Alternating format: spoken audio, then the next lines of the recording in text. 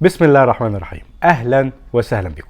في البدايه كده الاهلي محتاج يغير خط الهجوم بتاعه. طبعا كهربا مع حب الكبير ليه، لكن في ماتشات مش هتكون بتاعته زي ماتشات شمال افريقيا. حسين الشحات الناحيه الشمال مش بتاعته، المركز ده جديد عليه. وطبعا بيرس تاو طبعا اخطاء كثيره الماتش اللي فات، وكان الكوره بتتقطع منه كتير. ديانج بيفكر في الاحتراف، ومن شهر واحد اللي فات مش موجود معانا. عمرو السولية تقريبا برضه بيفكر انه عايز يسافر السعودية اعارة سنة هناك، وطبعا عنده ارهاق ومش مستوى عمرو السولية اللي احنا عارفينه. متولي بيسبب لنا ازعاجات كتيرة، والماتش اللي فات كان اخطاء بالجملة، هو اللي دخل لعيبة الرجاء الجيم، هو وديانج.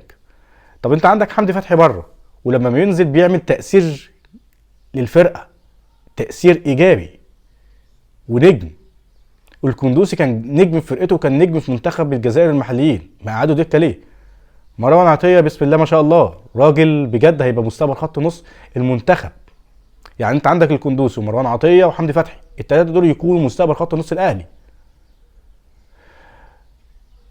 مش عارف يعني اي نعم في صفقات هتكون في الانتقالات الصيفيه، اسامه جلال مثلا، طبعا هيبقى في مهاجم زي موليكا مثلا هيكون موجود، احتمال تريزيجيه، امام عاشور، مصطفى محمد، يعني في لعيبه، بوبو هيكون موجود، عمر كمال عبد الواحد موجود، ماشي. بس ماتش الرجاء اللي هيكون في المغرب لازم يكون الحذر، الحذر ثم الحذر ثم الحذر. يا ريت نعمل تكتلات دفاعيه ونلعب على الهجمه المرتده بسرعه حسين الشحات وبيرس تاو ونجيب جول، هنخلص على امال الرجاء. اتمنى من كولر اللعب على الهجمه المرتده وضربات الراس، عشان دي نقطه ضعف الرجاء.